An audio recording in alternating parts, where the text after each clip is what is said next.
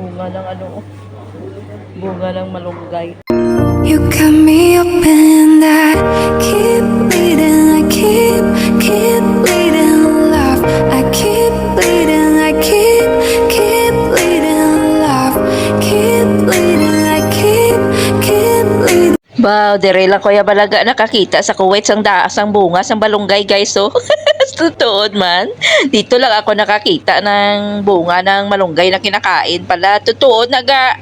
Kasi hindi ko yan alam dati na ano na kinakain pala yung bunga ng malunggay. So guys, dito tayo guys sa may luluga oh. Yung video ko to dati na hindi ko na ano guys na sama itong grocery shopping, yung pag ano ko dito sa mga gulay-gulay, mga prutas, ang dami ditong mapipilian mo sa Lulu supermarket.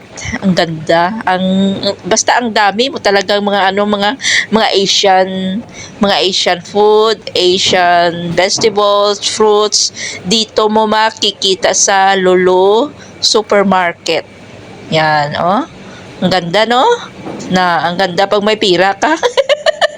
Oh, may mga bayabas pa dyan, guys. Oh, singanan nga hindi ka mamimiss na Pilipinas. Kaya kay ba ka-dollars mas mga bilihin, especially ng avocado. Sus, sa atin sa Pilipinas, libre lang na sa kapitbahay ga, pero dito ga ay nako, grabe ka mahal sa avocado dito guys. Ang ganda ng mga grapes dito guys, oh non.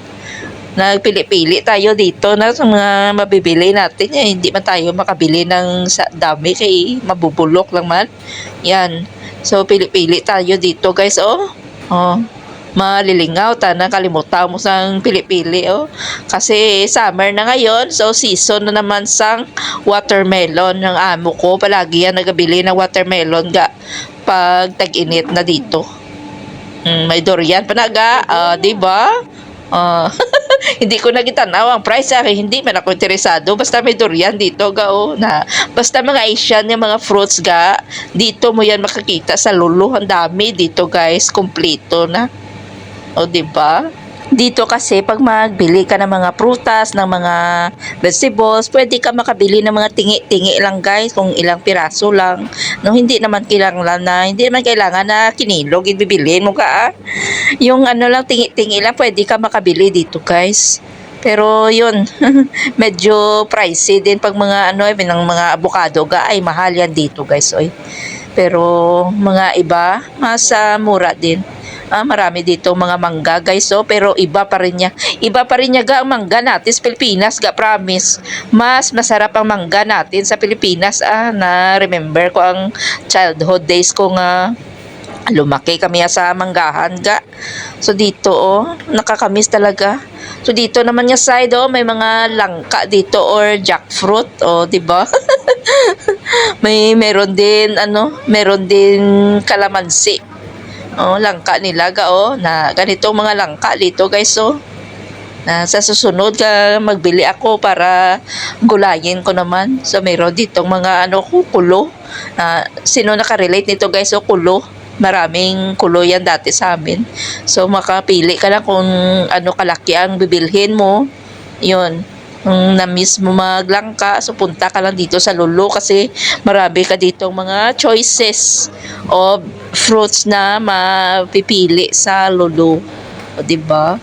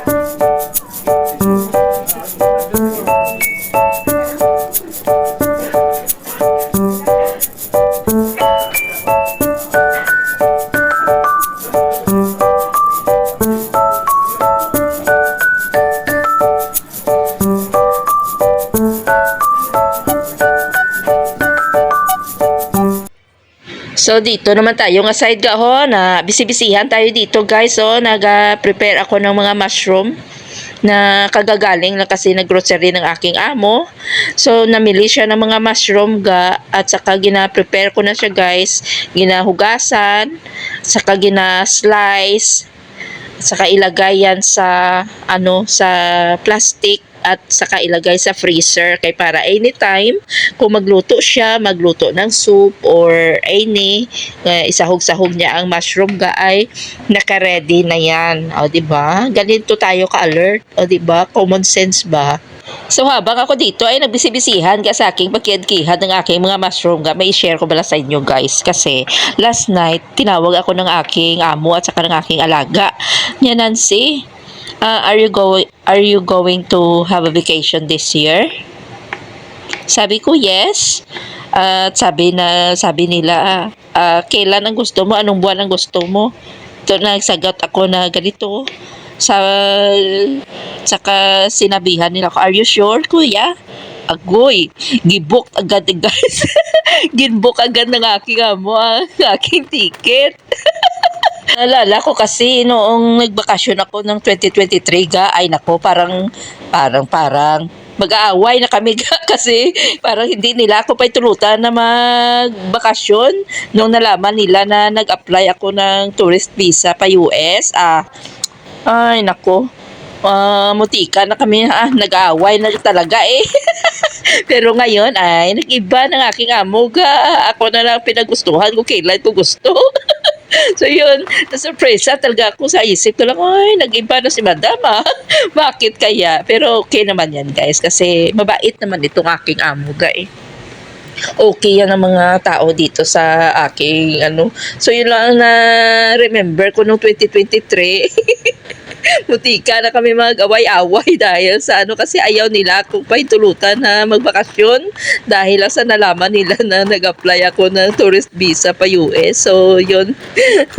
So dito natapos na natin ang ating pagkiyad-kihad ng pagkiyad-kihad ng aking mushroom.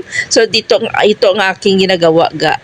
So this time may pa fruits ang aking amo ga at saka binilhan niya din ako ng itlog kasi kagagaling niya lang na grocery. O di ba? Ang bait ng aking amo ga. Mabait yan sila sa akin Could you guys. find a way to let me down slowly? A little sympathy, I hope you can show me. If you wanna go, then